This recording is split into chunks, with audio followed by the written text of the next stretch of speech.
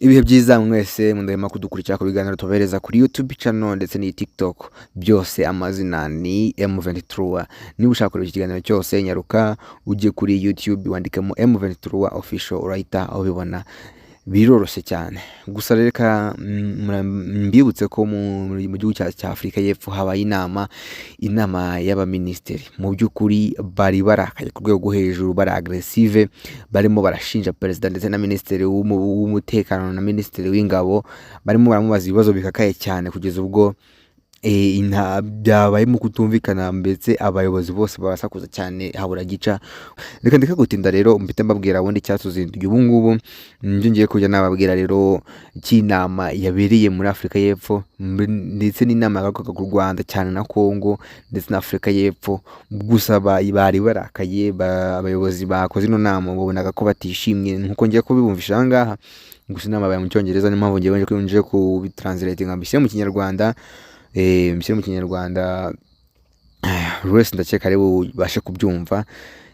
Twatangira noneho gutyo ubu ngubu. Murabizi mbere nuko natangira, murabizi muri Afurika y'Epfo habamo abazungu n'abirabura. Niyo mpamvu nkuko tangiye ni umwe mu bayobozi ariko umuzungu, ako si bivuze ko atari mu Afurika y'Epfo kuko baravanze. Kwa dutangira n'uyu nguyu rero umuzungu ibintu yavugaga muri ino nama yahuje bano bayobozi. Ati kuri wowe shefu ukuriye ingabo zo muri Afurika y'Epfo z'igisirikare, ati kugira ngo twagusabye ko waza mu nama ariko ntago wigeze ubyemera, kugeza ubwo abasirikare bacu 14 babashije gupfa kugira ngo bashe kuba wagaruka waza muri no nama yacu. Ati mbere na mbere twabwiye ministeri w'igisirikare, twaramubwiye ati dushobora kuba twarakoze iyi misiyo yo kwataka muri Congo, ariko ahangaha mfite ibibazo bitatu. Ati bundi ministeri wowe ndetse na perezida, kubera iki mwatubeshye ntimutubwire umwemerere neza, mutubwire ikibazo dufite muri Congo ndetse na operation dufite muri Congo. Ati mu by'ukuri ntabwo ari uburyo bwo kugira bwo kubungabunga amahoro, ahubwo iyi ngiyi ni misiyo yo kwataka ndetse misiyo yo kubuza amahoro abanyekongo.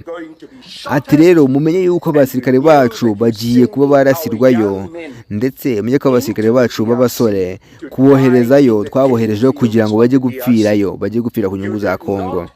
Ati rero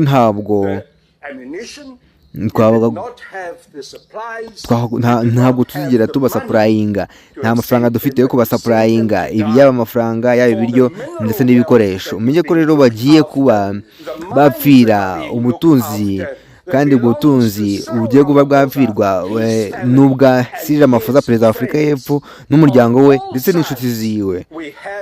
Ati rero ku rundi ruhande dufite mu by'ukuri inzego zishinzwe gukurikirana ibijyanye n'amabuye y'agaciro. Icyo ni cyo cya mbere. Ikibazo cya kabiri rero ni iki? Ikibazo cya kabiri,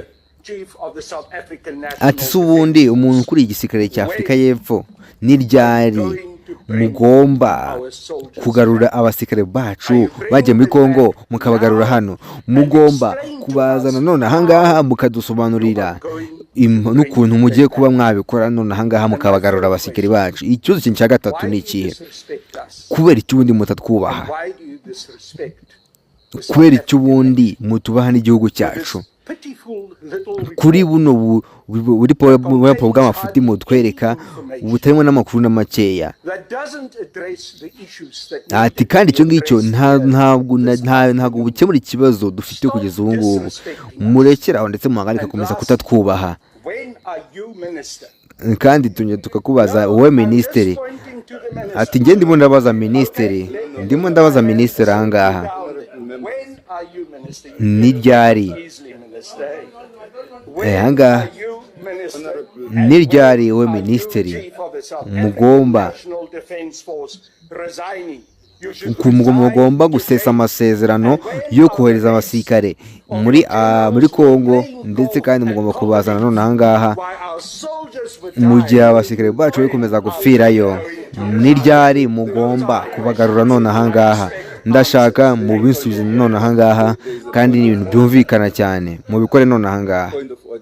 Nibwo rero ahubwo ni umwe mu bayobozi bamaze gutanga bamaze kubaza ibibazo byiwe. Nubwo rero twahise tujya ku wundi mugore nawe warakaye cyane. Umugore yarakaye, ni umuyobozi ariko yarakaye mu by'ukuri. Reka nawe twumve ikibazo yabazaga abayobozi bo muri Afurika y'Epfo.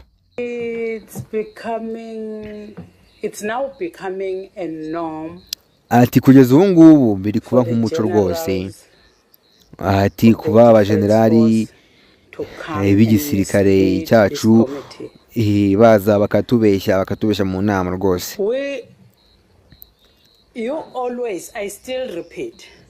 Ati mwebwe buri gihe ndacyabisubiramo. Ati hari ubwato ndetse n'indege buzako zitari gukora. Ati iyo tubajije tukabaza abajenerale mutangira kurira, mugatangira kuvuga ati nta bije ihari yo kuba twabikoresha. Ati ariko ku rundi ruhande ati se ndacyasubiramo, mufite umutungo kamere turimo turatakaza kuri misiyo iri kubera muri Congo. Ariko none ahangaha none ubu ngubu amujenerale barimo n'abaminisitiri bakavuga ati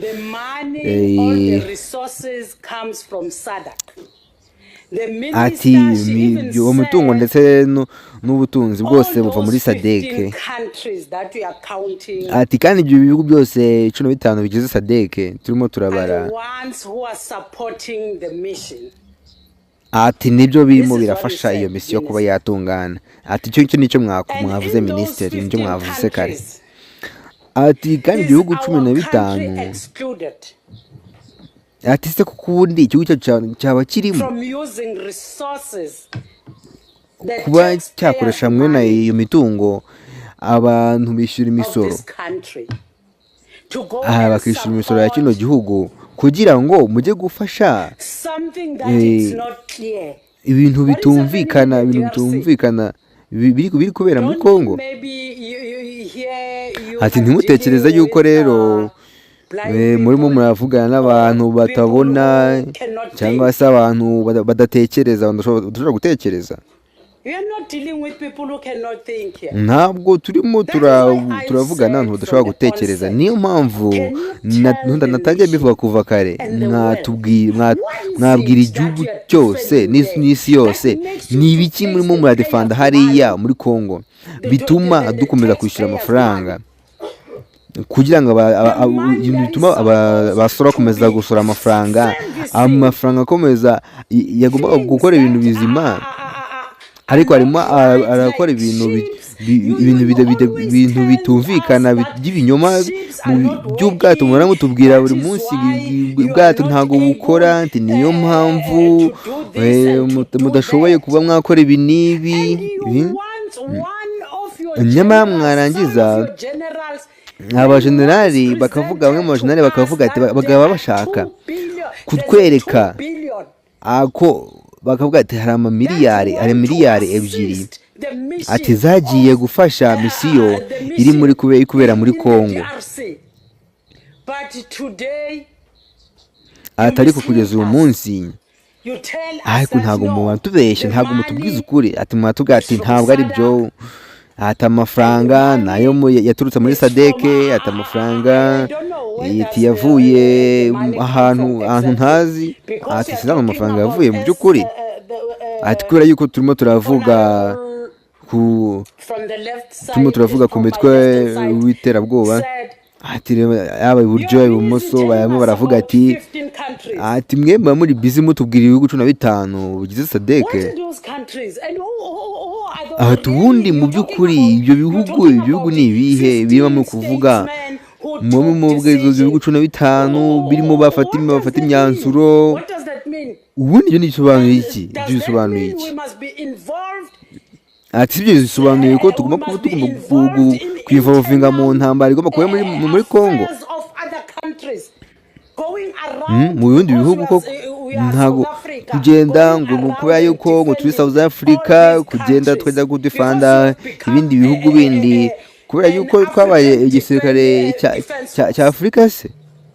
There's no peace that is being kept there. It's being nta kept there. mahoro na makeya arimo We are not arabungabungwa keeping hariya, any peace.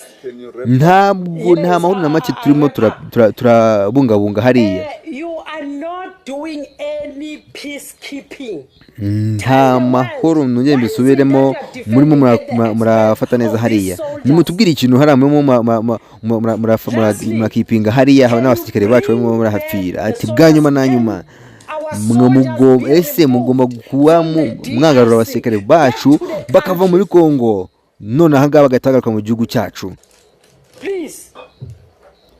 none aha ngaha mubagarure. Kandi murakoze cyane. Ati rero byo ukuriye komanda yavuze, ati rero ibintu minisitiri yagaragaje, ati harimo uburyo bwo kurasana hagati ya Kongo n'u Rwanda. Ati rero ku kurasana kwabaye hagati yabo byari byatangijwe n'igisirikare cyari kiri mu ntangiriro, cyari kiri mu kibuga cy'indege cya Goma, aricyo FARDC. Ati ariko ntabwo bigeze bamenya neza yuko iyo abantu barashije ibisasu byari ibisasu bari u Rwanda. Ati twebwe abanyarwanda barasubije, ntabwo bigeze batangira ibisasu, ahubwo nibo babitangiye, nibo barabasubije. Ati rero ati barimo baraswaho, ati Afurika y'Epfo yarimo yaraswaho. Ati rero bwa mbere nibwo umukomanda yavuze ati bahamagare, barimo kuturasa, turimo kuraswaho biturutse mu Rwanda. Ati rero nyuma iminota mikeya nibwo minisitiri yahise amenya neza yuko ati ibi ngibi ni ukurasana hagati y'impande zombi. Ati ntabwo tutagatinzwe cyangwa se ko ashaka kuraswa n'u Rwanda. Ibi ngibi rero nibyo bimwe mu byaranze ino nama y'abaminisitiri. Mu by'ukuri byari inama nk'uko mwabibonye, yari inama imeze nk'aho nyine abantu bari barakaye barimo, mwabibonye. Ndagira ngo usabe kuri subscribe, ntabwo bigoye, ni ikintu cyoroshye cyane. Kora subscribe tujye tubana buri munsi, ukore na like. Ndabashimiye cyane, nizere ko mukomeje kumera neza, ibihe byiza, ndabashimiye cyane.